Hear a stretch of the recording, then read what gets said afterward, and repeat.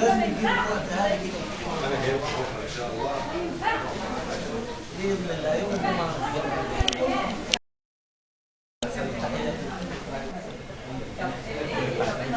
ممكن نعمل محاضرة دلوقتي.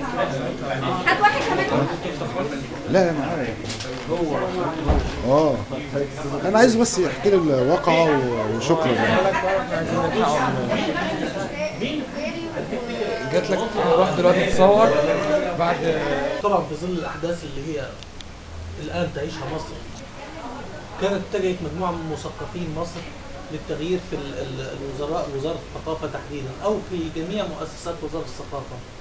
قامت من حوالي 5 أيام مظاهره في هيئه دار الكتب، كانت بتطالب بالتعديل في الهيئه، وكانت بتطالب بتغيير النظام الهيئه كامل، بما فيهم ايضا راس النظام ومجموعه اخرين كانوا معهم. المظاهرة كانت شايفين الفساد اللي حاصل في هيئة دار الكتب والوثائق القومية، بحكم أنها مؤسسة مصرية ثقافية ومؤسسة هامة جدا، لا يقل أهميتها أو لا تقل أهميتها عن المتحف المصري أو عن آثار مصر كلها، بحكم أنها تشمل جميع وثائق مصر. المظاهرة استطاعوا مجموعة من القيادات بعد فترة أن يحولوها إلى مظاهرة فئوية، كانوا بيطالبوا بوظائف ونجحوا انه يلعبوا على هذا الهامش، انه لا هنعينكم. تم بالفعل تعليق لافتات باسماء هؤلاء المتظاهرين اللي كانوا، او مجموعة من اللي كانوا في المظاهرة، بحجة ان دول اللي نزلت اسمائهم في التعيينات الجديدة. الغريب جدا ان بعض الناس انساقت ورا ده وقالوا خلاص احنا هنتعين ودي مطالبنا، لكن كان المطلب تطهير داخل الهيئة، بحكم انها هيئة مصرية هامة جدا، حيث انها تحمل وثائق مصر كلها. فوجئت ان في اخبار تسربت عن تسريب بعض الوثائق في الفترة الماضية. انا النهاردة فوجئت مفاجأة كبرى ايضا، ان هناك بعض الملفات التي كانت خاصة ببعض الموظفين في هيئة دار الكتب، إنها هذه الملفات نسفت تماما، علما بأن هؤلاء الموظفين من حوالي 15 سنة يعملون في هيئة دار الكتب والوثائق القومية. ده من مين؟ ما نعرفش، لكن اتأكدت من هذه المعلومة، اتأكدت من الشائعات اللي كانت بتشاع حوالين تهريب وثائق. لا، ده حقيقة بيحصل في الفترة ديت. وإن تم تهريب وثائق، أنا عندي عندما يضيع أثر من آثار مصر ولا تضيع وثيقة من وثائق مصر. أن وثيقة من وثائق مصر معناها أن ربما تكون الحدود، هذه الوثيقة خاصة بالحدود المصرية الإسرائيلية، فأنت عندما تغيب هذه الوثيقة أين ضمان حقوقك مع إسرائيل؟ ودي أنا شايفها إنها كارثة كبرى لابد أن ينتبه إليها كل مثقفي مصر. النهارده حصلت مهزلة في هيئة دار الكتب، أكاد أكون أن الاستغراب الشديد لهذه المهزلة غياب جميع ملفات الناس اللي كانت بتطالب بالتطهير. لما قلنا ان في وثائق وعايزين جرد، لقينا ان التجمهرات الموالية لرئاسة الهيئة بدأت تظهر. أنا تخلصت من هذه الأعجوبة، يعني كانت تخلصت من اليوم النهاردة بعجوبة كانت كبيرة جدا. التف حواليا مجموعة من الستات وكانوا بيظاهروا يعني كأنهم محتشدين لرئيس الهيئة، وأنا تحولت وسطهم لبلطجي اللي جاي يبلطج على حوالي 2800 موظف في هيئة دار الكتب، علما بأنني أحد هؤلاء الموظفين. إنك تتكلم على وثائق مش موجودة أو تتكلم على ملف موظف فين راح، دي كارثة في حد ذاتها. بالنسبة لهم أنت كده تتعدى الخطوط الحمراء.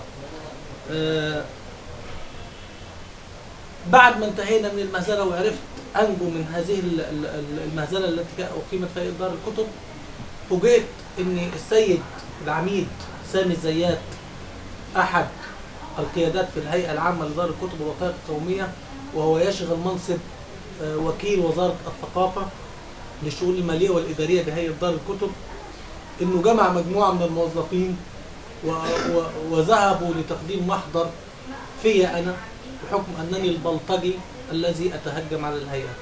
أخرجت الهيئة أتوبيس خاص من الهيئة يحمل نمر حكومية، أتوبيس من رأس ماله جاي من هذا الشعب للذهاب به إلى قسم الشرطة لعمل محضر ضد هذا الرجل الذي يعد من بلطجية مصر.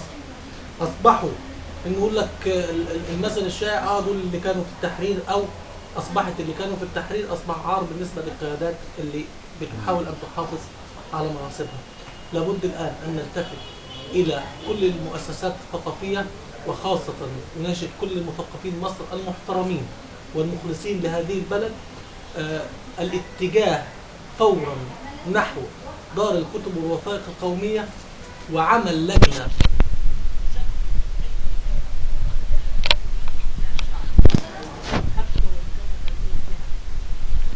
تحمل رتب عسكرية. نحن على وفاق تام بهذه الجهة إلى جرد الوثائق في دار الكتب والوثائق القومية.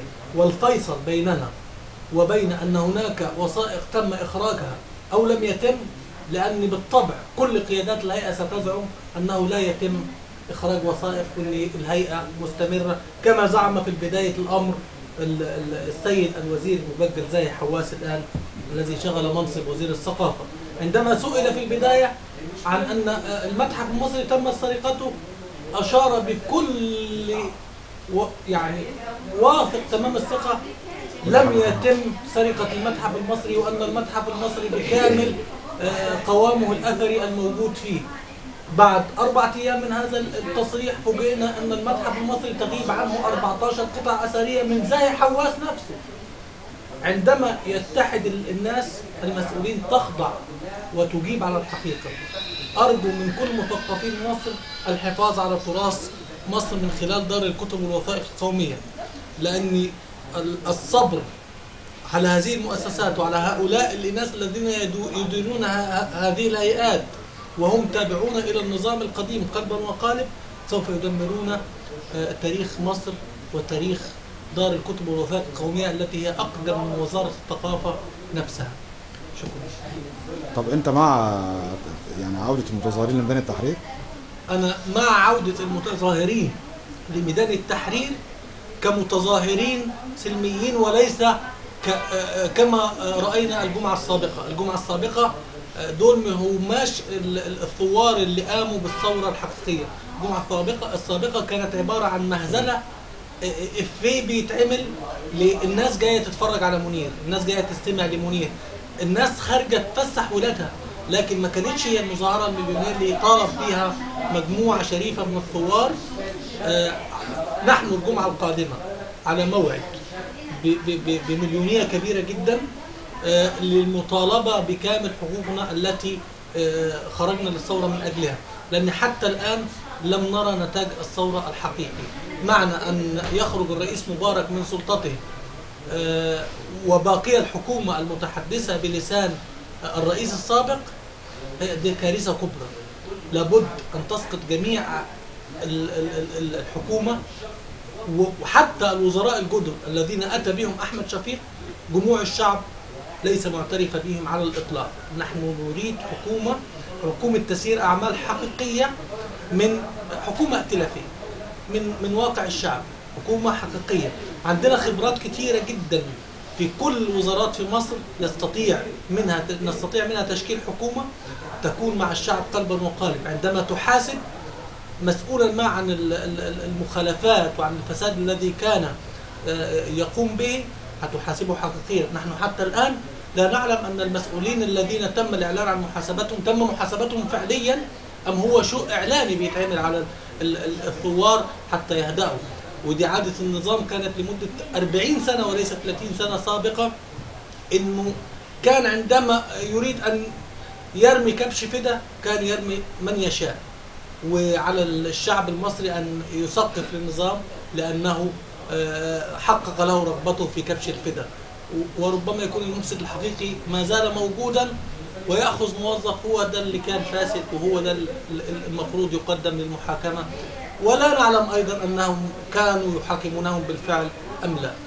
نحن نريد حكومة حقيقية خارجة من شعب مصر الحقيقي، وليس من النظام القديم، ليس من أعوان الحزب الوطني على الإطلاق، لأن هذا الحزب بقيام الثورة أنا في اعتباري في وجهة نظري هو حزب تم حله تماما من الشعب، وليس نحتاج إلى قرار رئيس جمهورية في حل هذا الحزب. الحزب الذي بني على باطل لابد أن يذهب هباء، وكلمة الشعب عندما تخرج هذا هو الدستور الحقيقي. ليس الدستور الذي يوضع الآن كما أشاروا لنا في البداية أنه سيوضع دستورا جديدا ونفاجأ فيما بعد بأنه يتم تعديل المواد كذا وكذا وكذا من الدستور. أين مصداقية لجنة وضع الدستور؟ لجنة الدستور أشارت في البداية إلى أنه سوف يعمل مؤقتا بدستور 54 والنفر، فنفاجأ أنه يتم تعديل المادة كذا وإلغاء المادة كذا. حتى الآن نحن في مصر قانون الطوارئ لم موجود. طب ايه لازمة قانون الطوارئ في حالة ان مفيش داخلية اساسا؟ وانت حاطط قانون الطوارئ لمين دلوقتي؟ السيد احمد شفيق رئيس وزراء حكومة التسيير بيقول ان قانون الطوارئ سيتم الغاؤه في فترة 6 شهور القادمة. ما الحكمة من وراء ذلك؟ وهل نضمن الحكومة الجديدة التي يضع رأسها هو النظام نفسه؟ احنا مطالبنا حتى الآن لم تحقق، وأظن أن معظم الثوار اللي نزلوا ميدان التحرير مؤمنين بده تماما، مؤمنين أن الثورة الحقيقية ما زالت قائمة، وليس الفرحة كما رأينا يوم الجمعة السابقة وفرقعة الصواريخ ولا الكلام ده. الثوار ما زالوا لهم مطالب حتى الآن لم تحقق. أول هذه المطالب هي إسقاط حكومة أحمد شفيق إسقاطا كاملا، محاسبة كل رؤوس النظام السابق، لأن لا يوجد أي مسؤول في النظام السابق ليس لديه مخالفات.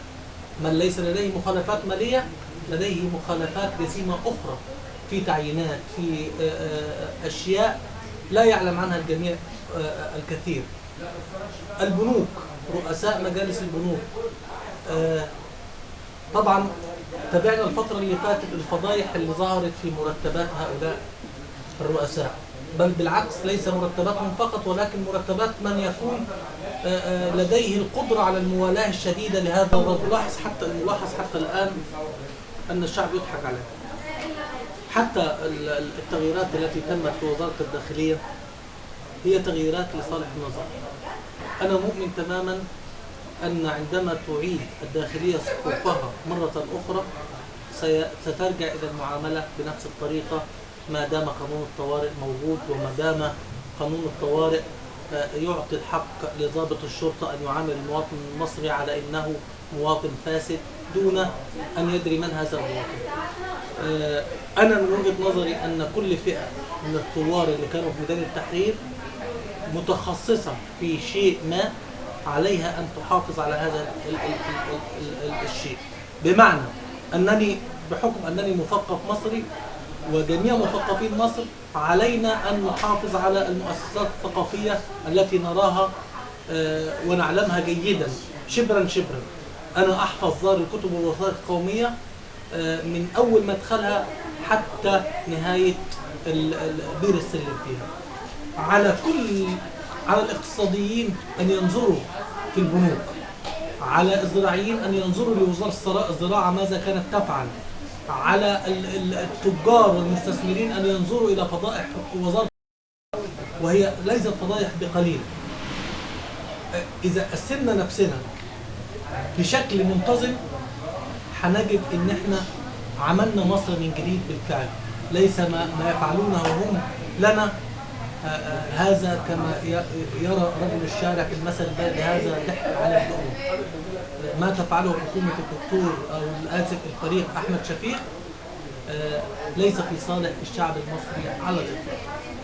أنا ضد تكوين هذه الحكومة بهذا الشكل. وزير الثقافة المصري المهندس عبد المنعم الصاوي عندما أشار الدكتور الفريق أحمد شفيق إلى أن هذه الوزارة خالية من رجال الأعمال. كيف وزير الثقافة المصري الذي أتيت به هو رجل أعمال في الأساس؟ حاولت الحكومة أن تلعب دور أو توضح أننا نكون حكومة ائتلافية بأنها أتت بفخر عبد النور من حزب الوفد، وأنها أتت بفلان من حزب ما أعرفش إيه. الأشياء ما زال الحال هو أو اللسان المتحدث هو حال نظام الحكم السابق. نحن ضد هذا، والثورة حتى الآن لم تنتهي، ونحن مع رجوع الثوار مرة أخرى، الثوار الحقيقيين الذين كانوا يحافظون على أمن مصر هم وداخل ميدان التحرير، الذين حافظوا على المتحف المصري ولم نعرف من سرقوا حتى الآن. أنا بأتهم الأثريين نفسهم، والذين على رأس النظام هم الذين أخرجوا هذه القطع الأثرية، لأن لا يوجد واحد من الشعب المصري الذي كان في ميدان التحرير يطعن في شرفه أو في مصريته. شكرا.